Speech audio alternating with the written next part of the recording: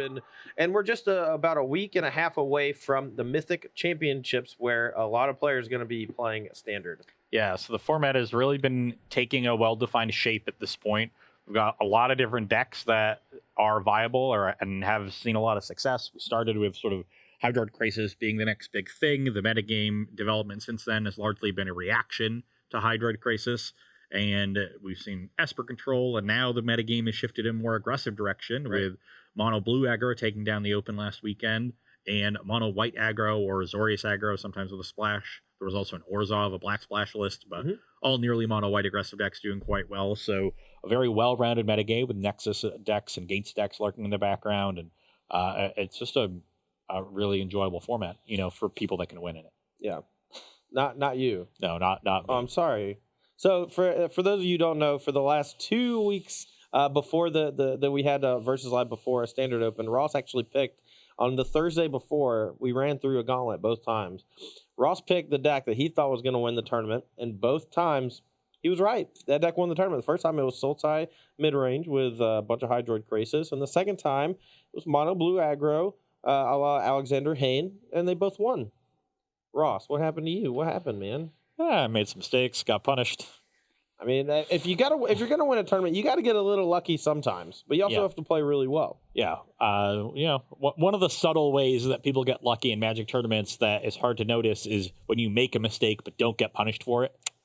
And every time I made a mistake, immediately punished. That's fair. But I do want to say that, it's really cool that you actually just kind of called shotted it both times. I want to give you props for that. Thank you. And then I'm assuming you played the Modern Classic the next day? Or 5-3, missed on breakers. Sure. I lost round 1, so my breakers were horrible. Now, we will be playing the winner's deck list later today. That is Robert Wagner Krenkel. But before we get started, I want to tell a little bit of a story about this, because I actually spoke to him a bit during the top 4 while we were waiting to get the broadcast set up and everything. And he said to me specifically, he's like, dude, I just want to let you know, I watched Versus Live on Thursday, and I wasn't planning on coming to this tournament. And then I saw Ross kick your butt with Mono Blue, and then he just picked up the 75, checked out Alexander Haynes' sideboard guide, the #1 ranked player on Magic Arena, and just won the tournament. So keep watching. Yeah. if you got a tournament coming up, you better keep watching. So what's our first matchup that we have on the docket today? Because we're playing 6 different decks since this metagame is so diverse, and we're just kind of seeing how some of these matchups play out. So you're going to be playing Esper Control. This is Jonathan Hobbs' second place list, right? A rank in the tournament he is now intimately familiar with. Yeah, second place. Earlier, the SCG Indianapolis, the first Standard Open of the season, actually played a really unique Bant Flash deck that no one had really explored or even talked about much. He wasn't even playing the Hero Precinct 1 version that we're kind of seeing cropping up, and we'll be playing that later today as well. He was just playing Angel of Grace, Frilled Mystic, and Growth Chamber Guardian as his creatures. And then now just picking up Esper Control, which many touted as the best deck in the format at the SCG Indianapolis, and just, again, making it to the finals, not quite getting the job done. Yep. Kind of muscling in on Tana Grace's brand there, but that's okay. Well, hopefully the two of them will meet in a finals at some point. All right, so that's the deck I'm going to be playing. What deck are you playing? I am playing Tom Ross's Mono White Aggro deck. He drew into the top 16 in the final round. His tiebreakers, he realized, weren't good enough to make the top 8 with a win. He was going to be playing for 9th, so decided to take the automatic top 16 and start the drive back to Baton Rouge back to somewhere in Louisiana. But Tom's deck, notably not splashing blue like many of these Azorius aggro decks have been doing, instead just going for all planes all the time, and playing like more disenchants in the sideboard, like Demystify, to be able to handle these Wilderness Reclamation strategies. Yeah, so he's got some disruption there, and then just relying on being more consistent because of the mana base. Sometimes with any of the splash colors, you would draw the check land a little bit too often, whether it be Glacial Fortress or Clifftop Retreat or whatever. And any sort of stumble is a big deal when you're a low-to-the-ground aggressive deck. Right. So that's a small upgrade. Sometimes you didn't have colors to cast your splash cards. You only have 8 sources, so that gets a little bit more consistent. And now that we have an extra set, we have more powerful cards to round out the deck so that you don't even really need the splash. There's multiple powerful 2-drops now. There's Tithe Taker to go along with the Danto Vanguard. Right. Tom is playing Unbreakable Formation, which is a card he wrote about in his article last week. So if you're interested in this kind of deck, you should check that one out. A card that is incredibly powerful. It gives you a main deck answer to Kaya's Wrath, which hopefully will come up in this matchup.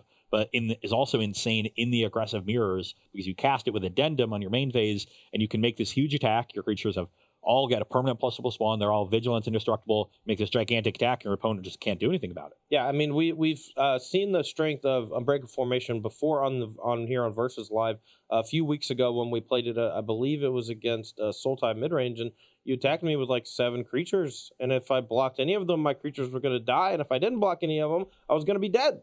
So you have to, it's this damned if you do, damned if you don't mentality when someone casts Unbreakable Formation on a stalled board, but it has that backup of all your creatures are safe from most Wrath effects. So a card that I think is relatively unexplored has been gaining a bit of popularity in these white decks recently, especially on Magic Arena, where they're great in best of 1 because it has that duality to it. So that's going to be the decks we're playing in our first match today. Do we have any questions? Just one from Suspend Search. How many Nexus decks do you have to expect to play Thief of Sanity in a main deck? Not many. I think Thief of Sanity is just a really good card. I know my teammate Jim Davis was working pretty hard last week trying to find a deck that could main deck Thief of Sanity. Just didn't really find one. I don't think anyone has. The closest we came was Wyatt Darby's deck. Yeah, he had main deck Thief of Sanity. Yeah, but that deck's not great. Well, you say that, but he top 8'd a tournament. It was the first week. Yes, I know. I get it. But I actually think that Thief of Sanity is going to find a home in a main deck very soon. People are going to figure out that when you hit your opponent with it, you're just going to win the game. And, I mean, sometimes that should be good enough. I don't know why it hasn't been good enough so far. It's been this, like, transformational sideboard plan for a lot of, Dimir-based control decks where their opponents are usually in a side out most of the removal, so it usually goes uncontested. And in those scenarios, it does usually run away with the game. I would like to see it alongside Llanowar Elves. I've seen some people trying it in Sultai. You got to play a lot of dual lands. That is ambitious, Todd. Because you can't play a Thief of Sanity on turn 2 with a forest Llanowar Elf. You have to have a breeding pool or an overgrown tomb. And then you also have to have the other corresponding dual land. So it's not easy. But it's great when it works. But it is very good when it works. All right. Well, let's go and get to the match. Let's roll some dice. See who goes first. All right. You roll. I call odd or even. Sure. Odd.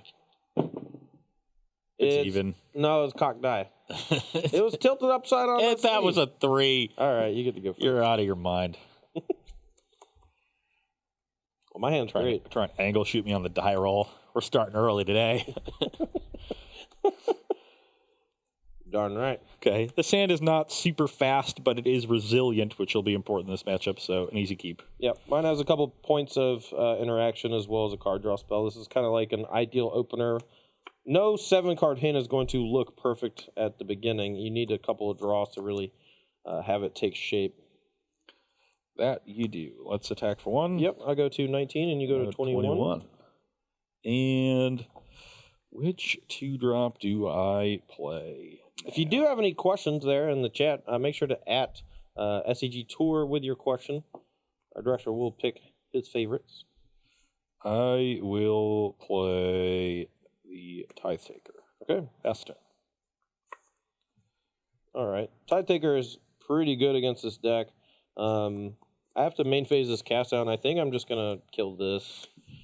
Because the ability is actually quite annoying for my hand. We'll get a Spirit. Your turn. So I played Tithe Taker there instead of Adanto Vanguard, specifically because of the card Moment of Craving. If Todd had Moment for the Vanguard, I wouldn't be able to play Venerated Loxodon this turn. Sure. But now, even against a cast down on the Tithe Taker, I can get a counter on each of these tokens. All right, here you go.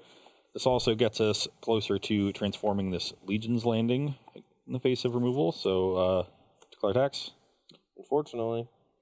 Attack with all 3. Could have been a reason just to cast down on my turn, or to kill the vampire token. Multiple things have gone wrong. The Adanto transforming is particularly annoying. Yes, it is very good in this matchup. Just going to put this on top of your deck. If he wants to do it again, that means he has to miss out on an attack So you phase. take next turn, 4 to 15. I gain 2 to 23. Yep, and I don't care much if his creatures get big.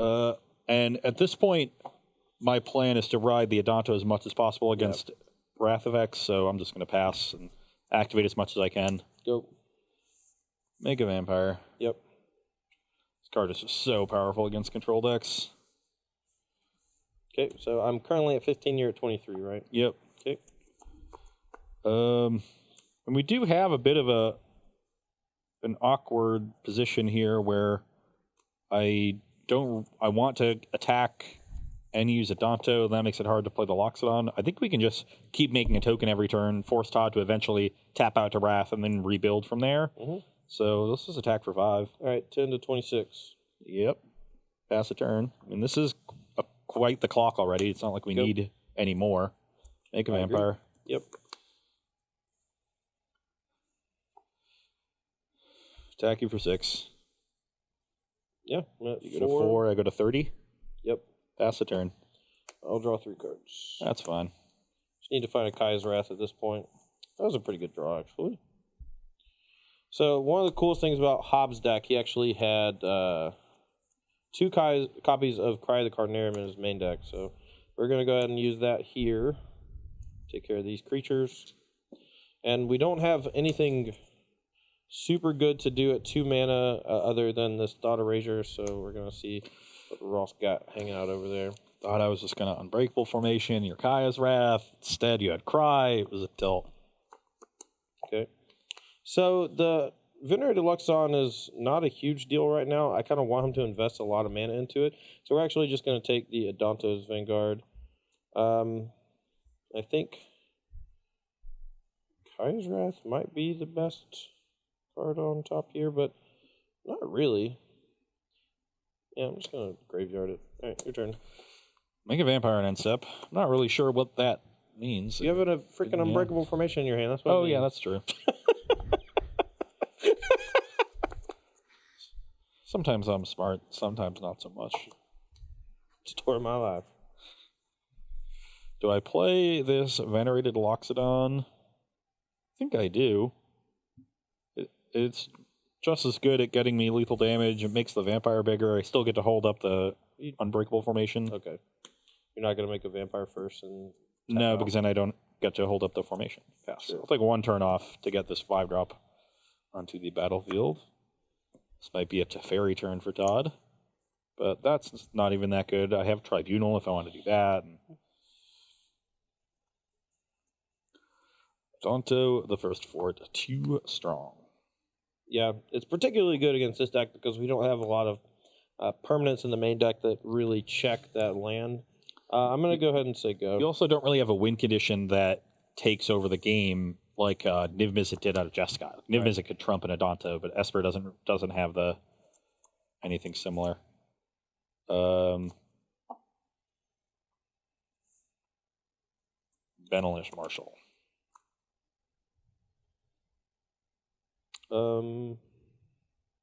I shouldn't do this. There's no need to play into an Absorb, right? Sure. Yeah. I don't think there's a point in playing spells into Absorb with Todd at low life. Yeah. Let's ignore that Benelish Marshall and just attack.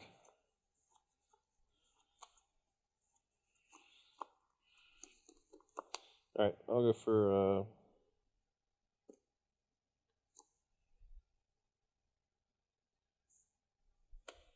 Let's go for Vraska's Contempt on the Luxon. Yeah, I can't really do anything about that. So I go to 6. And then back down to 4. I go to 32. I guess now we'll play the Marshal when it can't get absorbed.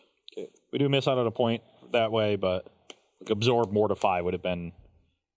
I guess... Yeah, it would just formation the Mortify, but then you'd be at 1.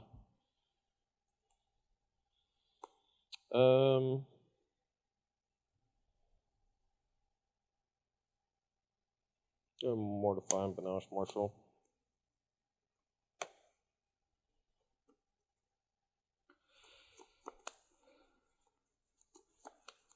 I'm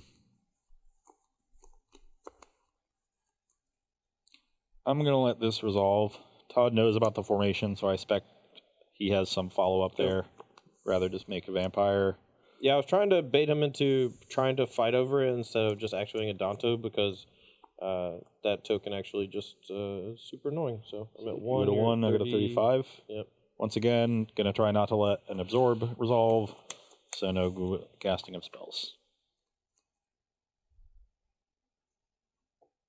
Go. And a turn, Mega Vampire. Yep. This might be another contempt turn for Todd on the 2/2. Smush. Moment of Craving the Vampire. That will do, Pig. That will do. So my life will stay the same. You go 37. Yep. Pass the turn. I'll draw 3. I should have main phased that, but I think I would just die to Unbreakable Formation if I main phased that. Never mind. So, are you gonna play spell? Go. Turn, make a vampire. Yeah, this is really just showing off how good a Danto the First Fort is against control, especially ones without some big permanent that steals the game. Like, I actually have a lot of ways to protect if I had some big thing to play. Like, if I played Lyra Dawnbringer or something, I would just have, like, negate backup or whatever, but just ran out of stuff. Yeah. Ran out of ways to beat a Danto. You tap out early and, like, force you to use removal when I'm getting on the battlefield and then transform the Adanto. I never have to play into a counterspell. Yeah, I mean, my big play mistake was probably just not killing Vampire Token versus the Tide Taker, just to keep you off of Danto. But if you just play, like, real threats after the Tide Taker and not just, like, play Venerated Luxon, like, if you just play 2 creatures, I'm basically in the same shape, except my absorbs are way worse, and I can't do anything in response to what you do. I have to just main phase everything because I don't have enough mana. In either case, your counter spells are going to be virtually useless over the course of the game. And that's really what why I actually like Tide Taker over Adanto Vanguard. I know that Tom's playing a bit of both, but anyway, do we have any questions before we get to sideboarding? Yeah, I don't know how to say their name. Histeus? Yeah, Histeus. Yeah, there he is. Thank you. I was worried when it wasn't the first question. Yeah, no kidding. He got in pretty quick after. How does online meta game affect paper Magic metagame? I think a lot of people in the live tournaments that not only the Star City runs, but even Pro Tours, at the very least, they understand that the online metagame is representative of what many of the quote-unquote masses are going to play.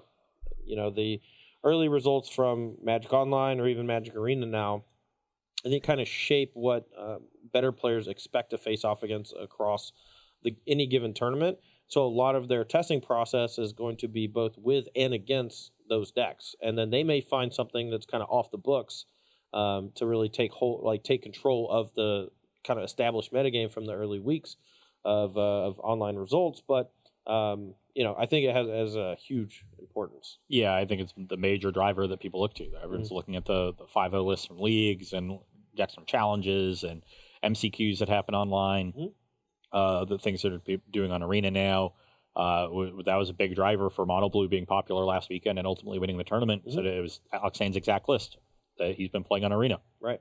And those are things that's where people who are clued in are going to take their cues. Now, at paper tournaments, there's a significant portion of people that are playing more casually and show up to a local paper event once a year when it comes by them, and they play the deck they like, and that's where it deviates.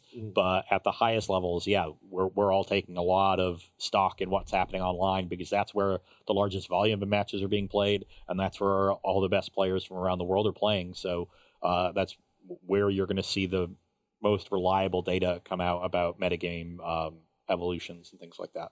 All right. Any more? Yeah, actually, kind of related to that.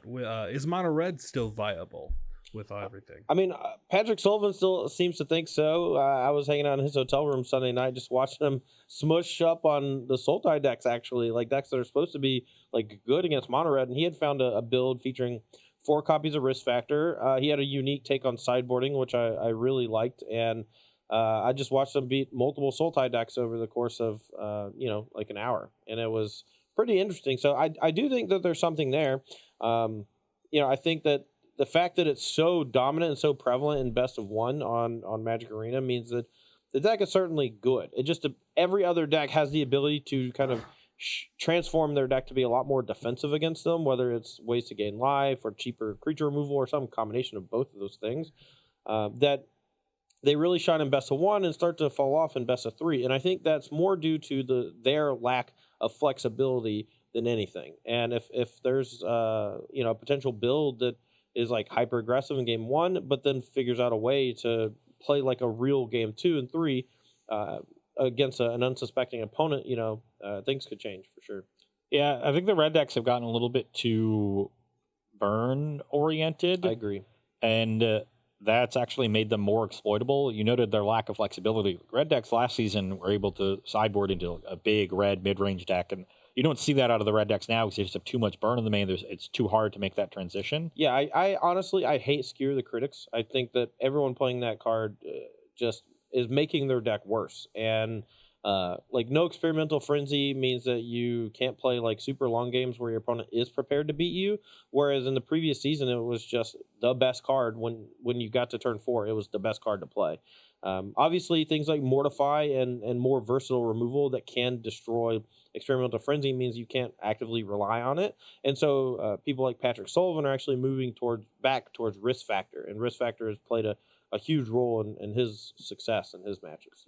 Yeah, and when I first picked up Mono Blue, the common wisdom was that the red matchup was not good. The blue deck's not good against aggressive decks, and what I found from the way the red decks were built now is like I'm playing a Delver deck and they're playing Burn. So every game I got down to 2 life, but I won every time.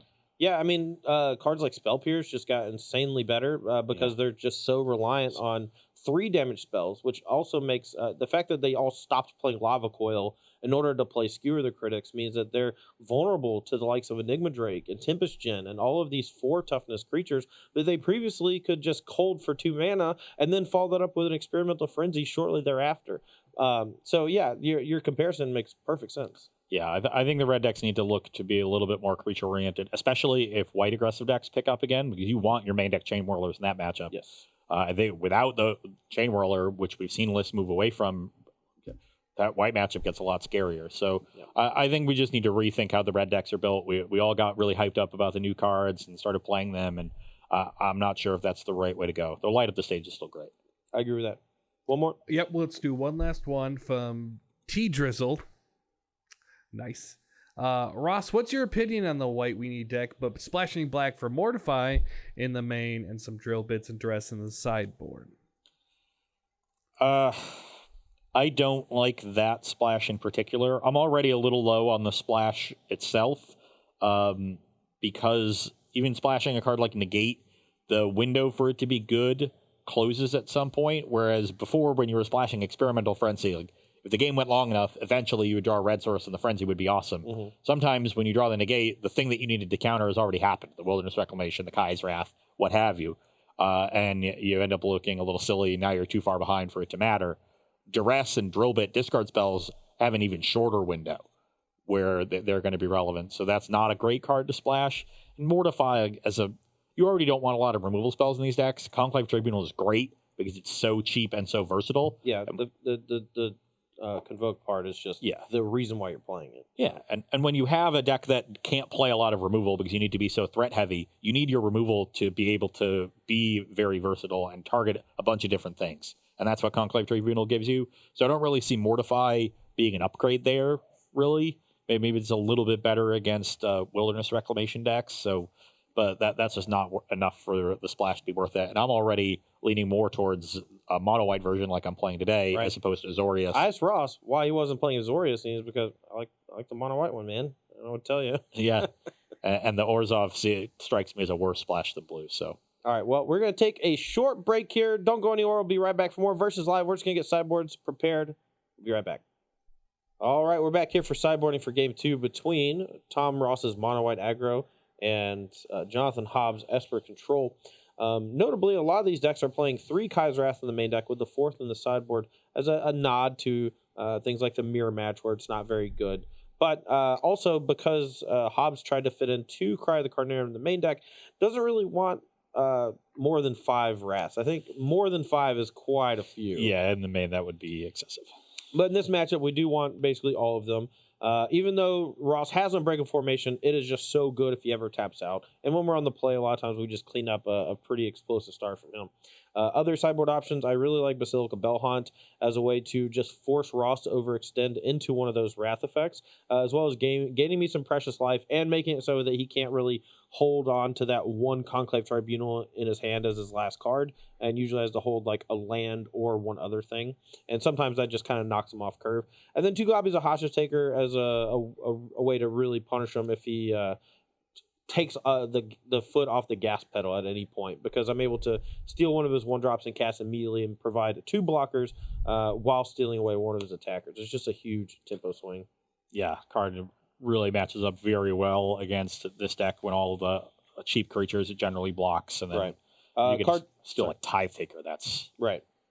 Cards I'm citing out. Counter spells are pretty weak against decks with Tithe Taker, and also just kind of weak in general when most of his creatures cost 1 and 2 mana. So Absorb definitely comes out, and then Negate's a bit too narrow. While it is pretty good against History of Benalia, that's not really where you want to be. And then Search for Escanta, I think, is the worst of the card advantage cards I have because it takes some time to set up.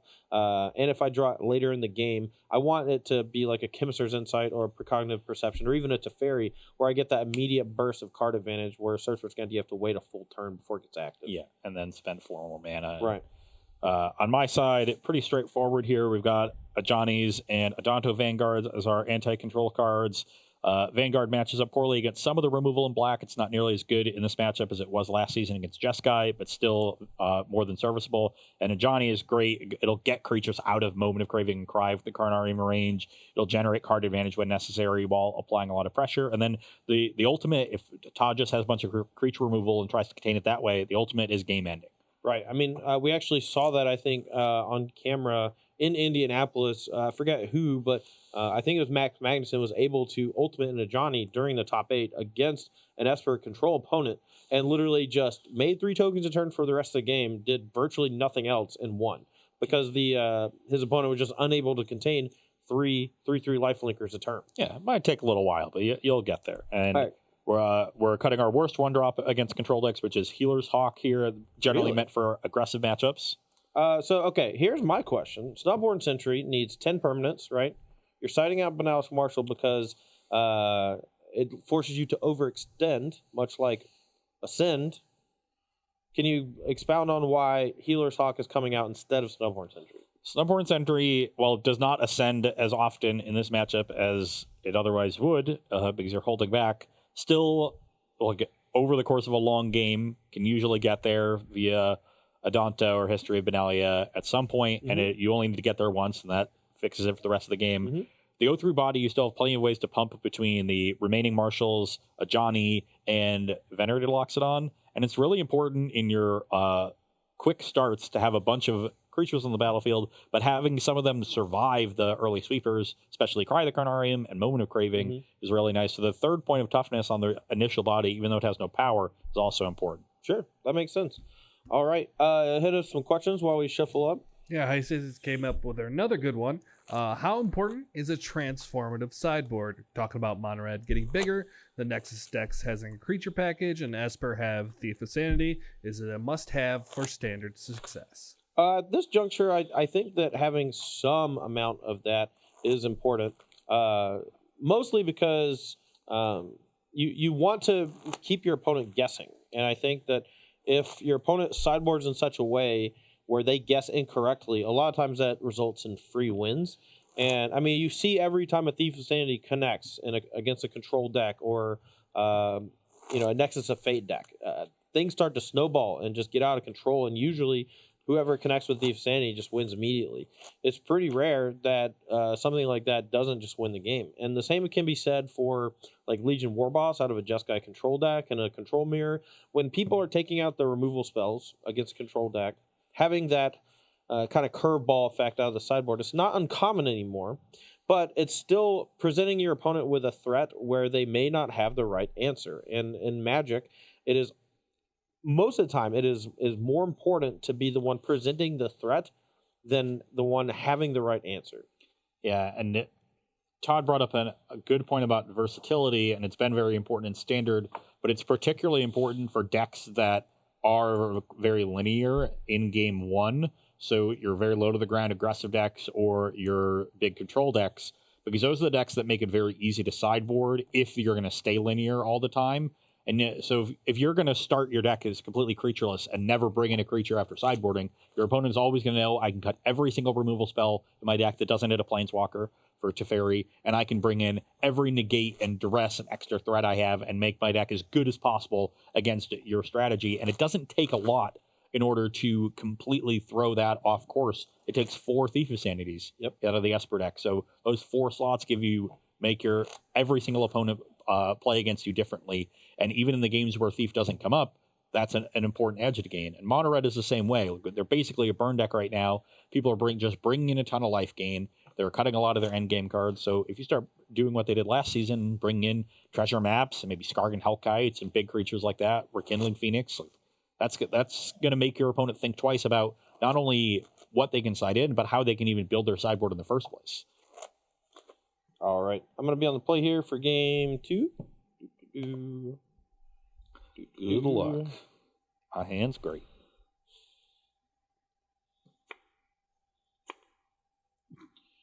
Yikes. I'm going to keep it, but I need some help. Todd's hand is a yikes. It's a big yikes. All right, Taylor doesn't like it either. That's fine. We're going to keep it and hope for the best. I have a hunted witness. Whenever your opponent leads with one of the check lands, they either have a plains in this scenario, or they have more check lands and they're in a lot of trouble, or they have no other lands. All right, go. Okay, I will attack you for 1. 19. I will play a Legion's Landing. Sure. That'll get a vampire. And I will play a Snubhorn Sentry. Okay. Pass the turn. Draw.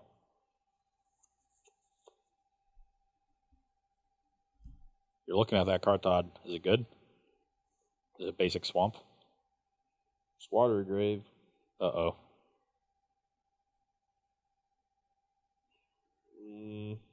I think my sideboard plan is still a little soft to a Transformed Legion's Landing, so I'm just going to go ahead and cry the Carnarium. I'm going to go 17. Hunted Witness gets exiled, which is great. Yep. Because it doesn't get the 1/1, and then Snubhorn doesn't attack. So it's a fine trade-off. I just was trying to figure out if it was best to wait or not. Okay, well, that was an excellent draw. I'll play Bodyguard and protect the Snubhorn, and then a Danta Vanguard. It's pretty so good. We are rebuilt, ready to trigger the landing next turn. All right, let's go. Thought Erasure, you. I've got a Lexodon. Okay. Random Plains. We'll keep that. I'll play Search for Sconta. Your turn. I'm still in a lot of trouble. Danta Vanguard is quite annoying. Attack for 5, trigger the landing. Unfortunately, I am 1 permanent short of the City's Blessing. This is 8, so even if I make a vampire, that's 9. Mm-hmm. So you're going to go to 12, and I will pass the turn. Yeah, see, this is why I like playing more basics in my deck. Specifically, Swamps I think would be pretty good in this deck, but it makes it harder to cast Absorb. Plains make it harder. Or Plains are just weak in general, but they do cast Kaisrath and Absorb. The thing is, Thought Erasure here. I have a second one in hand that I had in my opening hand, and after last turn my plan was to go Thought Erasure, but Ross's draw made it so that was virtually an impossibility. And here he's transformed Dante's the first fort, and I'm basically just up the creek without a paddle. Now I want to point out this draw would not be possible if this was a Healer's Hawk. So Ross's thing coming true here, but we are gonna keep the card on top. We're gonna play Teferi, and then if I tick up, he can potentially kill Teferi unless I draw a removal spell. Hit me a black dice. Yeah, if you draw. Moment of Craving would be especially good. Yep. All right. I'm going to draw a card with Teferi. Yep. I draw a 2-mana removal spell. All right, your turn. Make a vampire. Yep. And play a land and get the City's Blessing. Mm-hmm. So, if Star City's Blessing. It is the Star City's Blessing. Yes, Blessing. the Star City's Blessing. If Todd had drawn a removal spell, I think you're likely to kill something on your own turn. No, that's not true, because I can just make another permanent, so you're very unlikely to keep me off City's Blessing here. So, yeah. I mean, I could have just, minus on something, So here, I mean, I'm trying to put Ross in a tough spot where he has to choose between attacking me and attacking Teferi. And Teferi minusing saves me about as much life as plussing. Yeah, it might even save you more. I just need to find a Kai's Wrath or another Cry of the Carnarium to contain many of these threats. Yeah, I think I have to send all these 3, because that way if any of them die, it's still lethal to that, the vampire. Todd? 11 to 21. Yeah, pass the turn. Yeah, and here Ross doesn't have to apply any more pressure to the battlefield because he has a Daunted first for it. So unfortunately, I am 1 short of presenting lethal next turn. But the Kai's Wrath is fine, so I can sacrifice this to protect the Snubhorn Sentry. Oh, that's protecting snubs? Yeah. Oh, this is bad. Does it even do anything? Yeah, it deals with the vampire and the bodyguard. Okay. I will. Right. Didn't I? Oh no! You're gonna get the sentry. No, because I played these 2 on the same turn, but sentry survived the cry, and I targeted the sentry. Yeah. This is that's right. This is with the protecting the dino. Okay. I think. So is this lethal in play right now? It is. I'm 1 short with the extra vampire.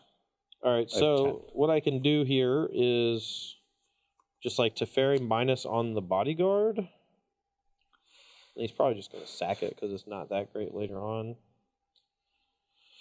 I can minus on the Snubhorn, since that's 3 power. I can minus on the Adonto Vanguard, and that doesn't break up the bodyguard protecting the Snubhorn combo.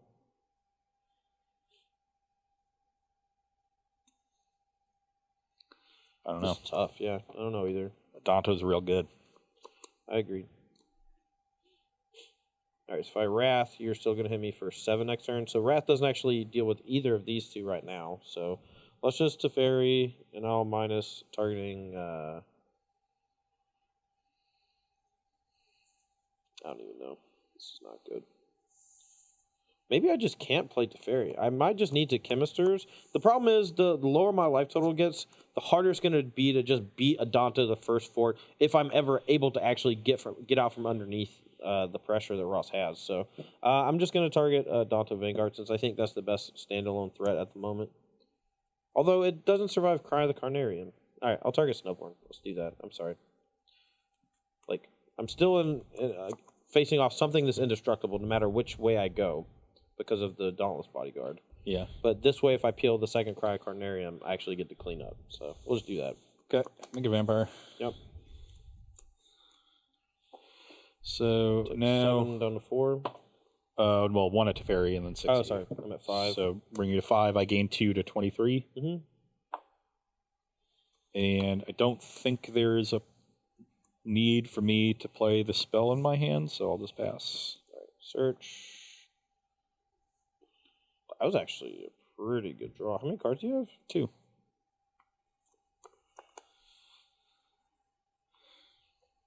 Okay. I'll go to 8. Yeah. I've been holding the land for that. Yep. Your turn. Make a vampire. Yep. And You have a Tribunal and I'm dead? nope. Nice. So if I attack with everything, Todd just blocks the bodyguard probably and takes 6. Go to 2. Yeah, I mean, that's what I'm going to do. My plan is actually cast Kai's Wrath here, so I think I actually just block Adonto and go to 3. Well, Kai's Wrath doesn't save me there, so yeah, we'll block Dauntless Bodyguard. I'm going to need a combo of things to win, so You go to 2. 26. Yep. And Snibs.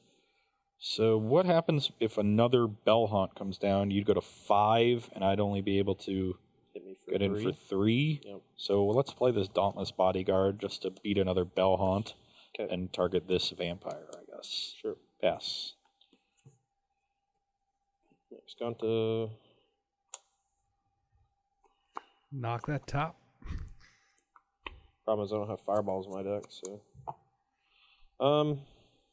At some point I needed one more land to be able to double up on some of this stuff. This would have been a really good card to have a while ago. Unfortunately, I don't think it's good enough. 2.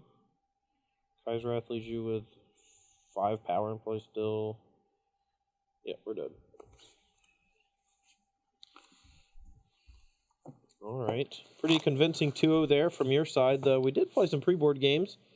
They were a little closer, but I drew main deck Cry of the Carnarium multiple times. So, Yeah.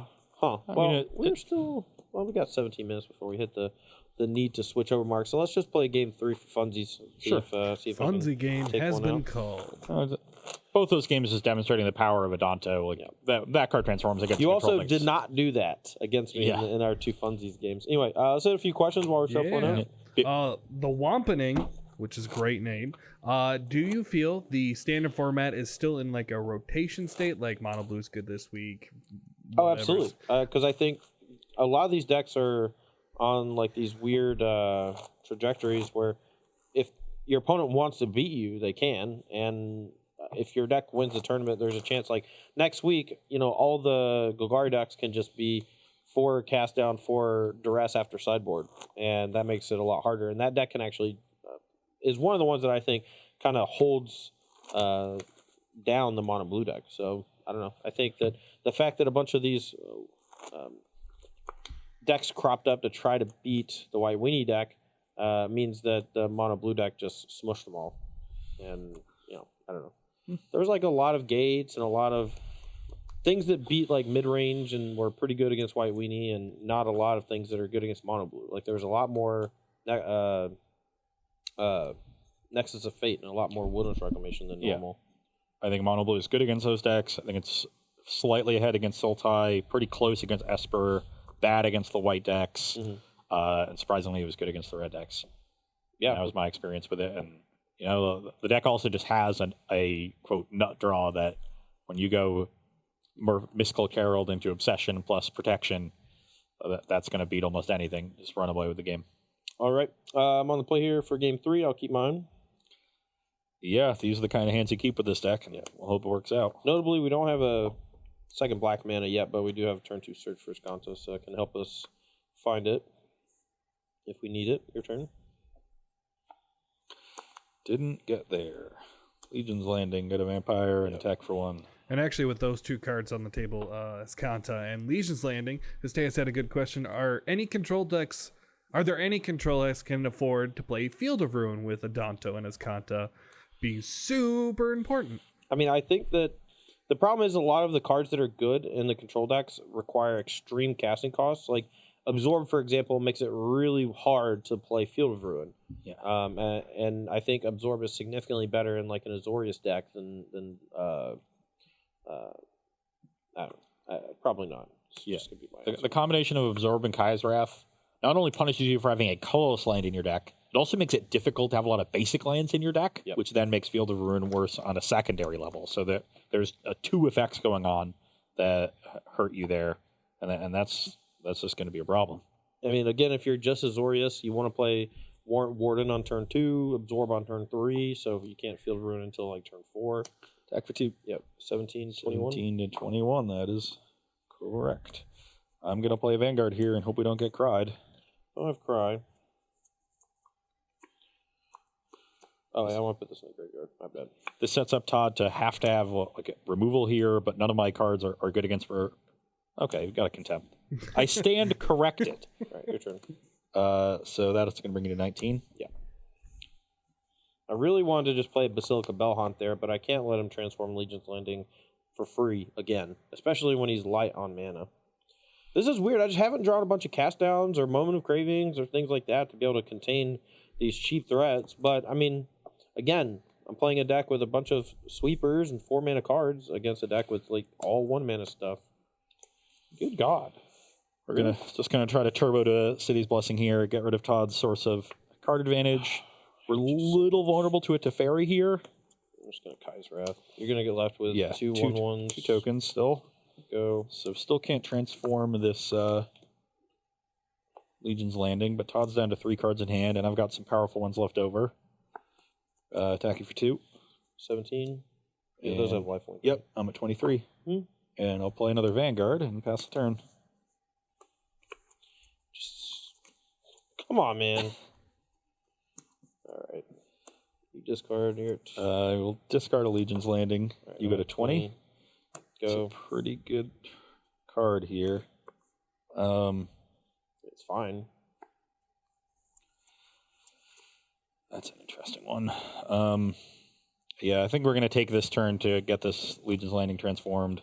Even though we don't have the mana to start activating Adonto, the third mana is also quite nice. Go to 16, you go to 25. Yep. And cast History Benalia. Sure. Get a Knight token. What the hell? You win. Okay. Well, I was about to go make a Knight. Tithe Taker locks it on. We were going to have a huge board. Once we draw land, we can have Johnny in pretty good shape there. Todd flooding pretty badly. Yeah, I mean, I kept like a 3 or 4 lander with a 4-lander with only 1 black source, and I drew 1 spell and 6 lands, and I put 1 in the graveyard with an Escante. Let me tell you, I played a bit with these white decks last week before the tournament for Dallas. Played a lot against Esper. Games didn't really go like that. I was getting mushed. Yeah, I mean, and I don't think that this build is particularly mediocre against the white aggressive decks. I just main deck cry. My deck, I just drew very poorly. I mean, I don't know how else to put it. Like, getting 3 out is not what I expected. I'll tell you that same. much. If there was going to be a 3, I would have expected it the other way. Yeah, but I mean, that really just shows you what the mono white decks are literally just doing the same thing every game. And when you're playing a deck like Esper Control, your curve is dynamic. Like, you're going to have draws that feature a bunch of 2-mana removal in matchups where your opponent doesn't have creatures. You're going to sometimes have 4 and 5 mana things against a triple 1-drop draw and just not be able to interact. And I think that's kind of the downside of playing a control deck in this format, because the aggressive decks are just so polarly opposite from things like the Nexus of Fate decks, and you're trying to hover somewhere in the middle, leaning more towards the Nexus side of things, but still vulnerable to how spread out some of these archetypes can be. Yes, and the mana base is definitely vulnerable to that too. You've got 12 shock lands, you've got a bunch of check lands, so sometimes you're behind a mana if your land enters tapped, and the white decks are really good at punishing stuff like that, and not just by killing you. Usually, you saw when you stumble, I'm not just ending the game immediately, but I'm generating an advantage that you can't beat. I'm transforming an Adonto. I'm creating a Loxodon that survives Cry and gets another creature out of range, or I'm playing some extra creatures that are resilient to your Kaya's Wrath and things like that, and you're not able to line up your answers appropriately as a result. So it's not just about the game immediately ending. It's about not being able to sequence your spells in the way that you need to in order to answer all the powerful threats that come out of these aggressive decks. Right. I mean, even as far as what you're talking about stumbling is concerned, in game 2, I kept a hand that was like Drown Catacomb, but I had Thought Erasure, Cry of the Carnarium, something else good, and so I kept. And the top card of my deck was Glacial Fortress, which I played, and then I did draw Watergrave on my second draw.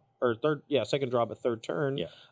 But that ultimately ended in a Thought Raiser being dead, and you getting to stick enough creatures through a Cry of the Carnarium where you were able to transform Adonto the first fort like immediately after I cast Cry of the Carnarium, which was really scary. Yeah, I immediately presented more creatures, had 3 again, then you had these Thought Erasures. If you're able to take one of those creatures out of my hand before, then I'm left at 2 creatures that turn, and your Thought Erasure takes the Loxodon. I can't transform the Adonto. I'm out of gas. I don't have a ton of pressure yet, and the game looks really good for you. So that one and an ETB tapped land on turn 2 snowballed over the next 2 to 3 turns into an Adonto being transformed on my turn 4 or 5, and that's enough to carry the game. Right. All right. Let's take a few questions. We're going to be breaking here shortly while we prepare the second match, but if you have anything for me. Yeah, sounds good.